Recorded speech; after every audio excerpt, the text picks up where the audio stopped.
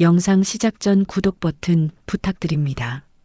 15살 때 엄마가 떠났습니다. 아빠와 이혼하던 날 엄마는 법원에서 말했습니다. 저는 애를 데려가지 않겠습니다. 양육권 포기합니다. 옆에 서 있던 저를 쳐다보지도 않았습니다. 그렇게 엄마는 사라졌습니다. 아빠와 단둘이 살았습니다. 아빠는 말이 없는 사람이었습니다.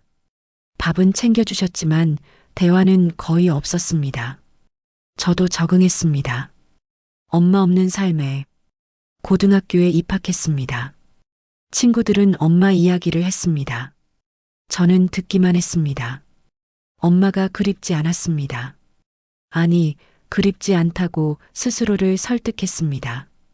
19살이 되던 해 엄마에게서 연락이 왔습니다. 4년 만이었습니다. 지은아, 엄마야. 밥 한번 먹자. 낯선 목소리였습니다. 하지만 거절할 수 없었습니다. 엄마라는 단어가 저를 붙잡았습니다. 약속 장소에 나갔습니다. 엄마는 혼자가 아니었습니다. 옆에 남자가 있었습니다. 지은아, 인사해. 이분은 엄마 친구야. 친구. 그 말에 이상한 느낌이 들었습니다. 남자는 40 중반쯤 되어 보였습니다. 엄마보다 나이가 많았습니다. 밥을 먹는 내내 남자가 말을 많이 했습니다. 엄마는 그저 웃기만 했습니다. 저는 불편했습니다. 하지만 참았습니다. 지은이 엄마 많이 닮았네. 예쁘장하게 잘 컸어. 남자의 말에 소름이 돋았습니다. 엄마는 아무 말도 하지 않았습니다. 식사가 끝나고 헤어질 때 엄마가 말했습니다. 다음에 또 보자. 엄마가 연락할게. 저는 고개만 끄덕였습니다. 집으로 돌아오는 길 계속 뒤를 돌아봤습니다. 무언가 잘못됐다는 느낌이 들었습니다. 일주일 후 다시 연락이 왔습니다. 지은아, 오늘 시간 돼? 엄마랑 만날래? 또 나갔습니다. 이번에도 남자가 함께였습니다. 식사 후 남자가 말했습니다. 우리 차 타고 드라이브나 할까? 날씨도 좋은데. 거절하고 싶었습니다.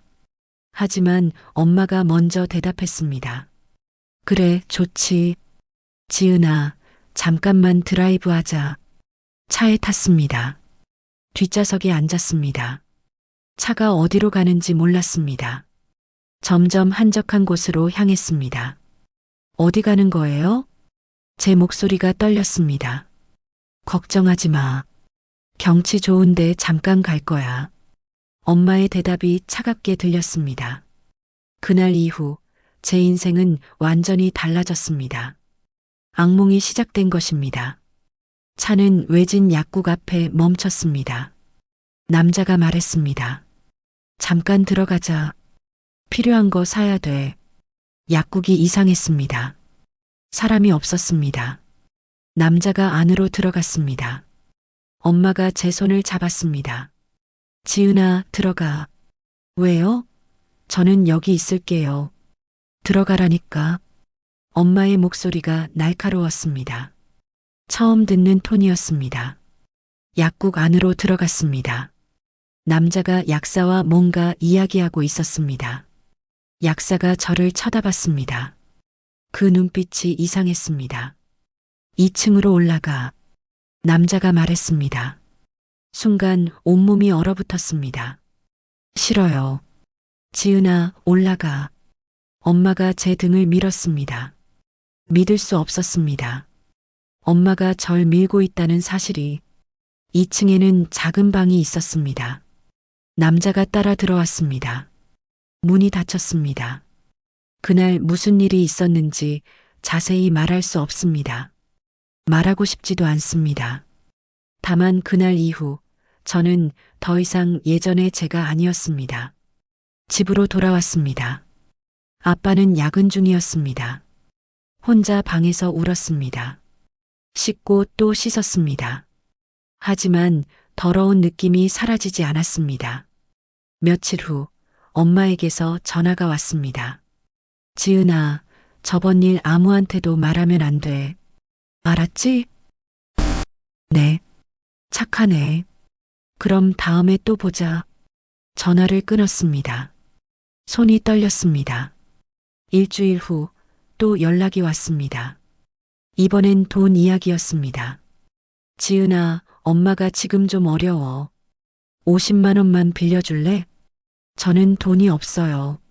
아빠한테 받아. 용돈 받잖아. 그건 안 주면 아빠한테 다 말할 거야. 내가 무슨 짓 했는지. 숨이 막혔습니다. 제가 무슨 짓을 했다고요? 저는 아무것도 안 했어요. 그래. 그럼 아빠한테 말해볼까? 내가 남자랑 모텔에 갔다고. 모텔이 아니었습니다. 약국이었습니다. 하지만 변명할 수 없었습니다. 누가 믿어줄까요?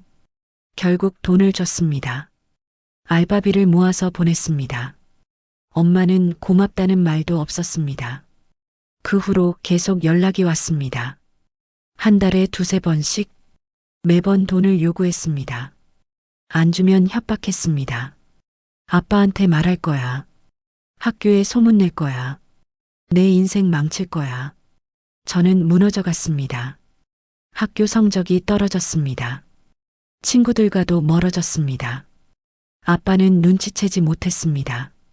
20살이 되던 해 남자가 다시 나타났습니다. 대학교 1학년 여름방학이었습니다.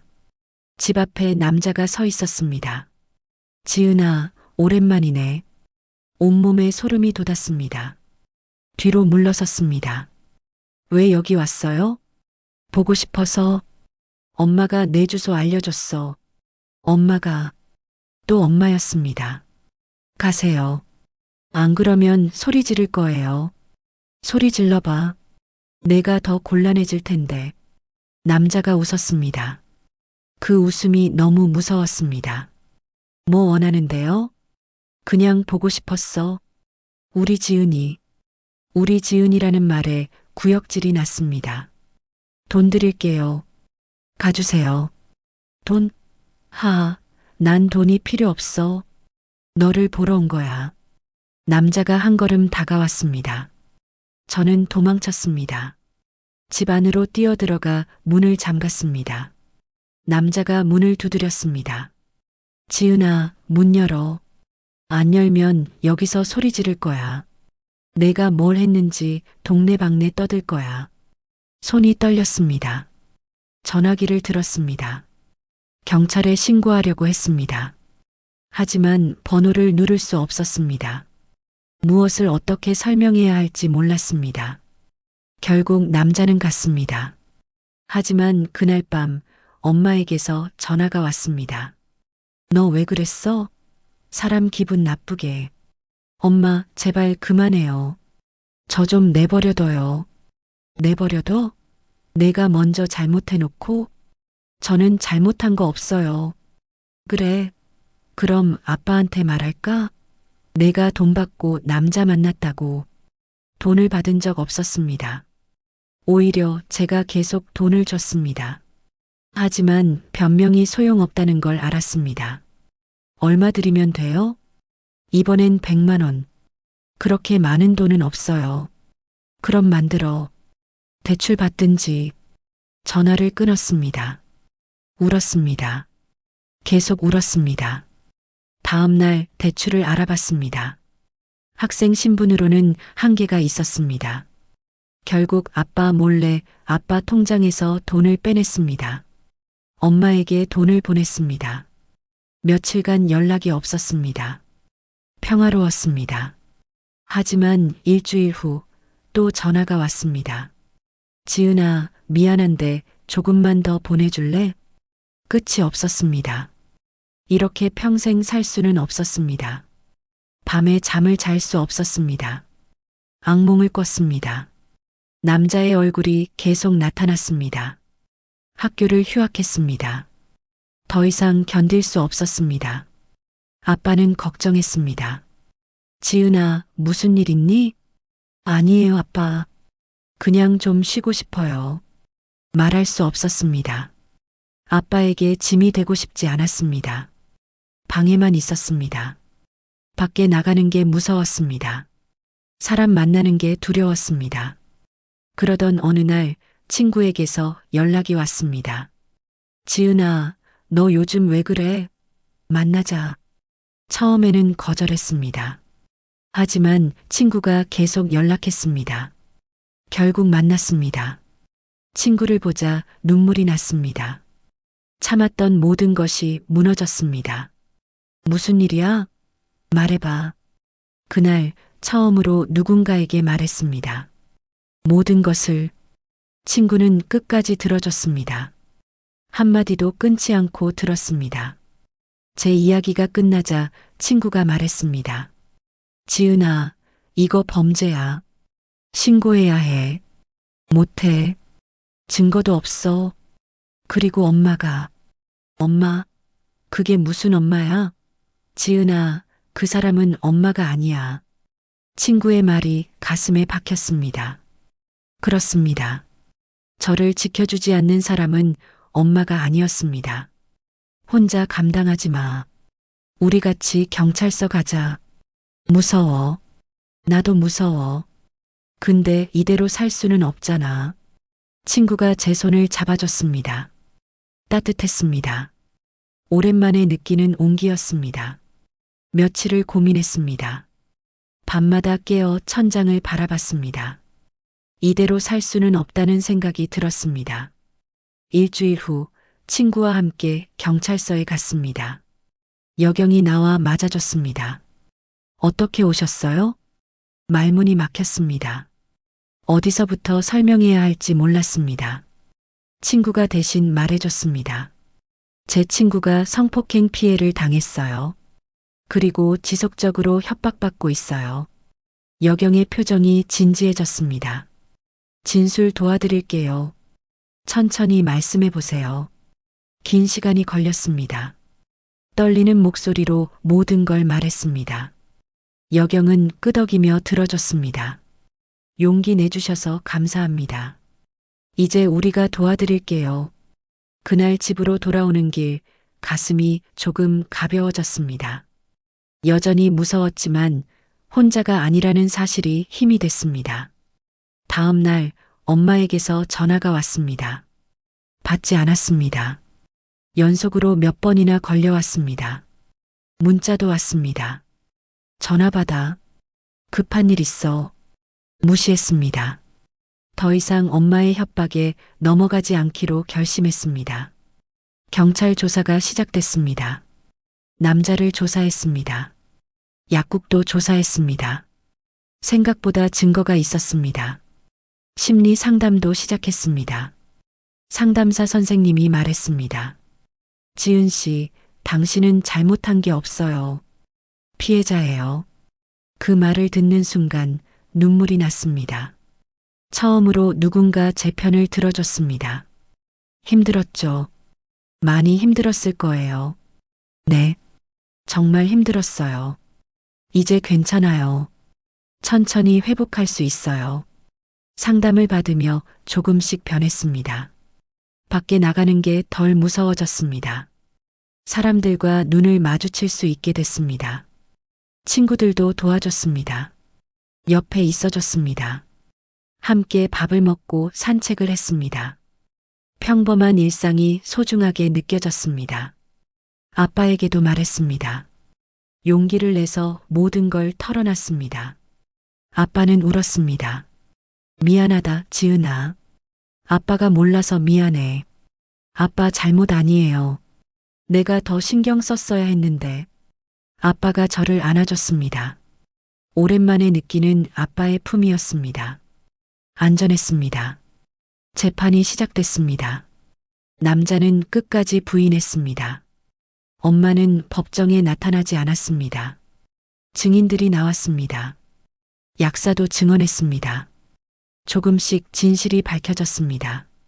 판결이 나왔습니다. 남자는 징역 5년을 선고받았습니다. 엄마는 아동학대와 협박죄로 처벌받았습니다. 법정을 나오는 길 하늘이 맑았습니다. 오랜만에 보는 푸른 하늘이었습니다. 끝났어, 지은아. 친구가 말했습니다. 고개를 끄덕였습니다. 정말 끝났습니다. 그 후로 꾸준히 상담을 받았습니다. 한 달에 2번씩 병원에 갔습니다. 약도 먹었습니다. 천천히 나아졌습니다. 복학을 했습니다. 수업에 들어갔습니다. 처음엔 집중하기 어려웠습니다. 하지만 포기하지 않았습니다. 친구들이 도와줬습니다. 노트 필기를 빌려줬습니다. 함께 공부했습니다. 조금씩 학교 생활에 적응했습니다. 아빠와의 관계도 좋아졌습니다. 매일 저녁 함께 밥을 먹었습니다. 대화를 나눴습니다. 오늘 학교에서 뭐 했어? 친구들이랑 점심 먹고 도서관에서 공부했어요. 그래, 잘했네. 평범한 대화였습니다. 하지만 그 평범함이 행복했습니다. 어느 날 같은 피해를 당한 사람들의 모임에 갔습니다. 저와 비슷한 경험을 한 사람들이 있었습니다. 그들의 이야기를 들었습니다. 제 이야기도 했습니다. 서로 위로했습니다. 우리는 살아남았어요. 한 분이 말했습니다. 그 말이 가슴에 와닿았습니다. 맞습니다. 저는 살아남았습니다. 1년이 지났습니다. 많이 좋아졌습니다. 여전히 힘든 날이 있었습니다. 하지만 견딜 수 있었습니다. 졸업을 준비했습니다. 취업도 준비했습니다. 미래를 그렸습니다. 어느 봄날 친구와 함께 벚꽃 구경을 갔습니다. 지은아, 많이 좋아 보여.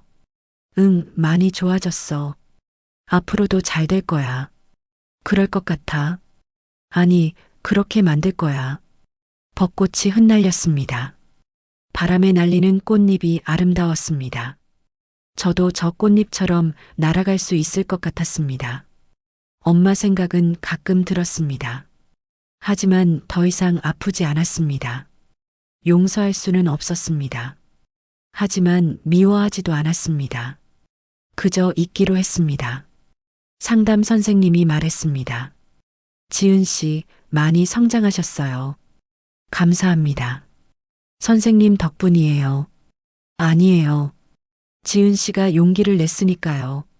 그날 집으로 돌아오는 길 거울을 봤습니다. 거울 속 제 얼굴이 예전과 달라 보였습니다. 더 단단해 보였습니다. 아빠가 저녁을 준비하고 있었습니다. 아빠, 제가 할게요. 괜찮아. 오늘은 아빠가 할게. 고마워요, 아빠. 아빠가 더 고맙지. 저녁을 먹으며 이야기를 나눴습니다. 미래에 대해서, 꿈에 대해서. 지은아, 넌 잘 될 거야. 네, 아빠. 잘 될 거예요. 우리 모두. 밤하늘에 별이 떴습니다. 창밖을 바라보며 생각했습니다. 저는 이제 괜찮다고. 아직 완전하지는 않지만 괜찮아지고 있다고. 그리고 언젠가는 완전히 행복해질 거라고. 제 힘으로, 제 의지로. 상처는 남았습니다. 하지만 그 상처 위에 새살이 돋았습니다. 천천히, 조금씩. 이제 저는 피해자가 아니었습니다. 생존자였습니다. 그리고 언젠가는 다른 누군가를 도울 수 있는 사람이 될 것입니다. 그렇게 믿으며 오늘도 한 걸음 나아갑니다.